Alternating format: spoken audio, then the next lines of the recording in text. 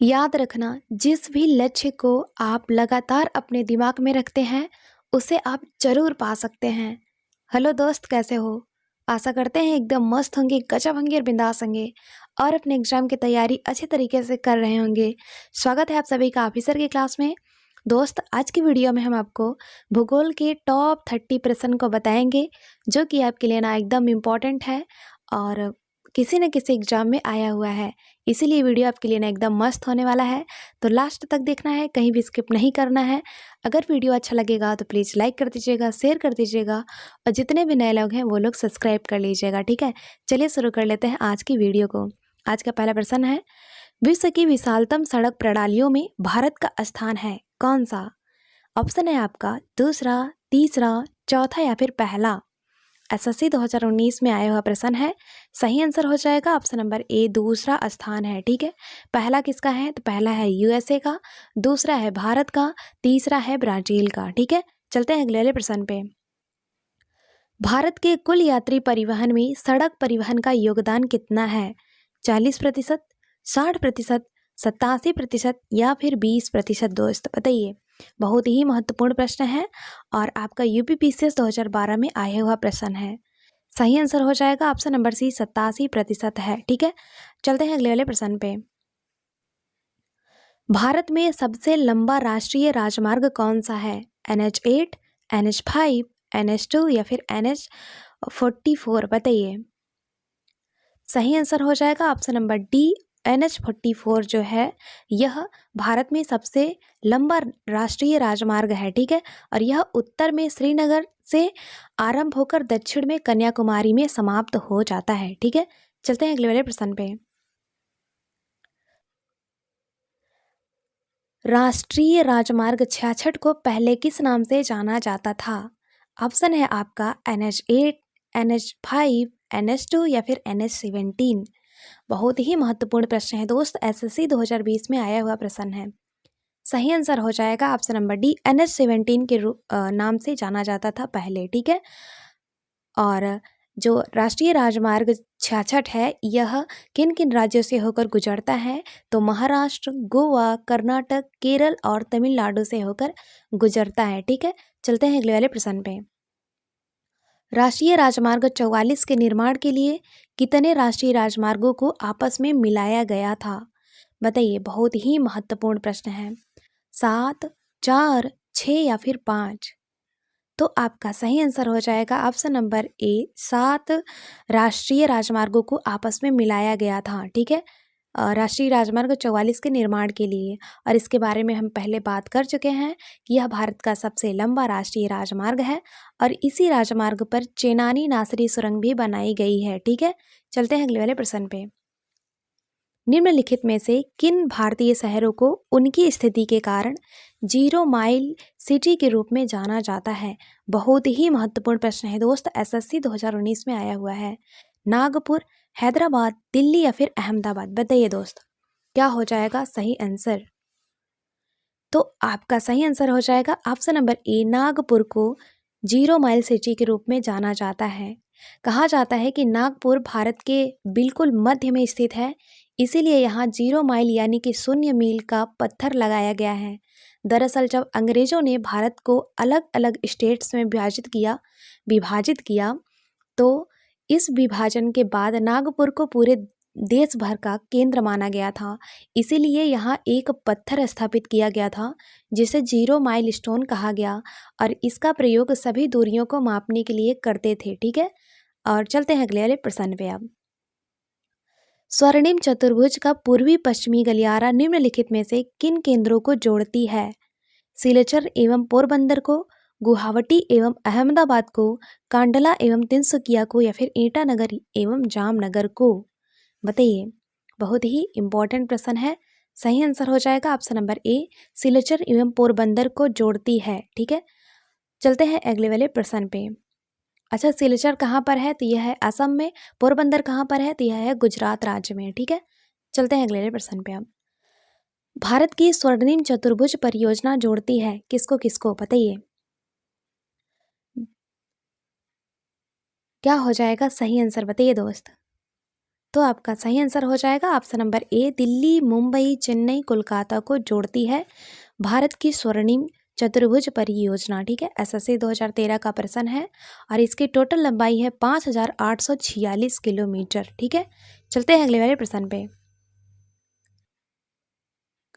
निम्नलिखित में से कौन से दो शहर उत्तर दक्षिण कॉरिडोर से जुड़े हुए हैं?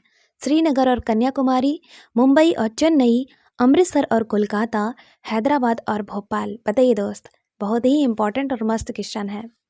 सही आंसर हो जाएगा ऑप्शन नंबर ए, श्रीनगर और कन्याकुमारी जो है यह दो शहर उत्तर दक्षिण कॉरिडोर से जुड़े हुए हैं। ठीक है, श्रीनगर आपका कश्मीर में है, कन्याकुमारी कहाँ है ये आप लोगों को बताना है, कमेंट बॉक्स में जरूर बताइएगा। ठीक है दोस्त, चलते हैं अगले वाले प्रश्न पे। विश्व में भारतीय रेलवे नेटवर्क की स्थिति है दूसरी, तीसरी, चौथी या फिर पांचवी? सही आंसर हो जाएगा ऑप्शन नंबर सी, चौथी है। ठीक है, विश्व में भारतीय रेलवे नेटवर्क की स्थिति कैसी है? चौथी है। भारत का रेल नेटवर्क 65,000 किलोमीटर लंबा है जिसे भारतीय रेलवे संचालित करता है। पहले नंबर पे कौन है? तो वो है अमेरिका का रेल नेटवर्क, दुनिया का सबसे बड़ा रेल नेटवर्क है। ठीक है, चलते हैं अब अगले वाले प्रश्न पे। भारत में रेलवे तंत्र कब स्थापित किया गया था? 1969 ईस्वी में, 1753 ईस्वी में, 1953 ईस्वी में या फिर 1853 ईस्वी में? बताइए दोस्त, एसएससी 2015 का क्वेश्चन है। सही आंसर हो जाएगा ऑप्शन नंबर डी, 1853 ईस्वी में भारत में रेलवे तंत्र स्थापित किया गया था। ठीक है, चलते हैं अगले वाले प्रश्न पे। भारत में प्रथम रेलवे लाइन किसके शासनकाल में बिछाई गई? Lord Canning, Lord Curzon, Lord Dalhousie या फिर लॉर्ड बेंटिक के शासनकाल में? सही आंसर हो जाएगा option number C, Lord Dalhousie के शासनकाल में भारत में प्रथम रेलवे लाइन बिछाई गई थी। ठीक है, अच्छा आप लोग ये बताइएगा कि भारत में सबसे पहली रेलगाड़ी कहाँ से कहाँ तक चली थी? ठीक है, कमेंट बॉक्स में इसको भी जरूर से जरूर बताइएगा दोस्त। चलते हैं अगले वाले प्रश्न पे। अब भारत का सबसे लंबा रेलवे प्लेटफार्म कहाँ है? मुगल सराय, खड़गपुर, हावड़ा या फिर गोरखपुर में? बताइए। सही आंसर हो जाएगा ऑप्शन नंबर डी, गोरखपुर में स्थित है भारत का सबसे लंबा रेलवे प्लेटफार्म। ठीक है, इस प्लेटफार्म की लंबाई है 1366 मीटर। इसका उद्घाटन 2013 में किया गया था। चलते हैं अगले वाले प्रश्न पे। कोंकण रेल मार्ग किन किन राज्यों से होकर गुजरती है? केरल, कर्नाटक, तमिलनाडु, आंध्र प्रदेश से? या ऑप्शन नंबर बी है केरल, कर्नाटक, तमिलनाडु, महाराष्ट्र से? ऑप्शन नंबर सी है कर्नाटक, महाराष्ट्र, गोवा, केरल से? ऑप्शन नंबर डी है दोस्त कर्नाटक, गोवा, महाराष्ट्र या फिर कर्नाटक, गोवा, महाराष्ट्र, तमिलनाडु से? बताइए। तो सही आंसर हो जाएगा option number C, Karnataka, Maharashtra, Goa और केरल से कोंकण रेल मार्ग होकर गुजरती है। ठीक है, और यह जो कोंकण रेलवे है यह मुंबई और मंगलोर को जोड़ती है। इस रेलवे लाइन की लंबाई है 736 किलोमीटर। ठीक है, चलते हैं अगले वाले प्रश्न पे। दक्षिण पश्चिमी रेलवे का मुख्यालय कहाँ है? बेंगलुरु, हुबली, चेन्नई या फिर जयपुर में? बताइए। सही आंसर हो जाएगा ऑप्शन नंबर बी, हुबली में है। हुबली कहाँ पर है? तो वो है भैया आपका कर्नाटक में। ठीक है, चलते हैं अगले वाले प्रश्न पे। हम भारत में प्रथम विद्युत ट्रेन कब चलाई गई? 1925 ईस्वी में, 1926 ईस्वी में, 1927 ईस्वी में या फिर 1928 ईस्वी में? बताइए दोस्त। सही आंसर हो जाएगा 1925 ईस्वी में भारत में प्रथम विद्युत ट्रेन चलाई गई थी। ठीक है, और चलते हैं अगले वाले प्रश्न पे। अब पहिए एवं एक्सल बनाने वाली रेलवे यूनिट कहाँ अवस्थित है? चितरंजन, बेंगलुरु, चेन्नई या फिर कानपुर में? बताइए। सही आंसर हो जाएगा ऑप्शन नंबर बी, बेंगलुरु में स्थित है। ठीक है, बेंगलुरु कहाँ पर है? तो वो है भैया कर्नाटक में। ठीक है, अब चलते हैं अगले वाले प्रश्न पे। भारत में पहली यात्री रेलगाड़ी निम्नलिखित में से किस राज्य में शुरू की गई थी? महाराष्ट्र, तमिलनाडु, उत्तर प्रदेश या फिर पश्चिम बंगाल में? सही आंसर हो जाएगा ऑप्शन नंबर ए, महाराष्ट्र राज्य में शुरू की गई थी। ठीक है, भारत में 16 अप्रैल 1853 को पहली यात्री ट्रेन बॉम्बे और ठाणे के बीच में 34 किलोमीटर की दूरी पर चली थी। यह साहिब, सुल्तान और सिंध नामक 3 इंजनों द्वारा संचालित की गई थी। ठीक है, चलते हैं अगले वाले प्रश्न पे। ये वाला प्रश्न कब आया था? तो आरआरबी एनटीपीसी 2016 का क्वेश्चन है। ठीक है, चलते हैं अगले वाले प्रश्न पे। अब अब तक काम में आने वाला विश्व का सबसे पुराना भाप इंजन कौन सा है? फेरी क्वीन, अंतिम सितारा, ओरिएंट एक्सप्रेस या फिर रॉयल ओरिएंट? बताइए दोस्त। आरआरबी 2005 का क्वेश्चन है। सही आंसर हो जाएगा option number A, ferry queen जो है यह अब तक काम में आने वाला विश्व का सबसे पुराना भाप इंजन है। ठीक है, चलते हैं अगले वाले प्रश्न पे। भारत में प्रथम अंतर्राष्ट्रीय वायु सेवा प्रारंभ की गई थी किसके किसके बीच? कराची एवं मुंबई के बीच, कराची एवं कोलकाता के बीच, कराची एवं दिल्ली के बीच या फिर कराची एवं चेन्नई के बीच? बताइए दोस्त। तो अब तक आप लोग सोच लिए होंगे, सही आंसर हो जाएगा ऑप्शन नंबर ए, कराची एवं मुंबई के बीच भारत में प्रथम अंतर्राष्ट्रीय वायु सेवा प्रारंभ की गई थी। ठीक है, कब किया गया था? तो 1920 ईस्वी में किया गया था। चलते हैं अगले वाले प्रश्न पे। विश्व की सर्वप्रथम हवाई डाक सेवा का प्रारंभ कब हुआ? 1911 ईस्वी, 1921 ईस्वी, 1931 ईस्वी या फिर 1933 ईस्वी? सही आंसर हो जाएगा ऑप्शन नंबर ए, 1911 ईस्वी में विश्व की सर्वप्रथम हवाई डाक सेवा प्रारंभ हुआ था। ठीक है, और देखिए दोस्त, 18 फरवरी 1911 को दुनिया का पहला हवाई डाक सेवा प्रारंभ हुआ था। कहाँ पर हुआ था? तो प्रयागराज और नैनी के बीच में हुआ था, जो कि उत्तर प्रदेश में है। ठीक है, अब चलते हैं अगले वाले प्रश्न पे। भारत में कितने राष्ट्रीय जलमार्ग हैं? 100, 311, 111 या फिर 401? बताइए। एसएससी 2017 का क्वेश्चन है, बहुत ही इंपॉर्टेंट प्रश्न है।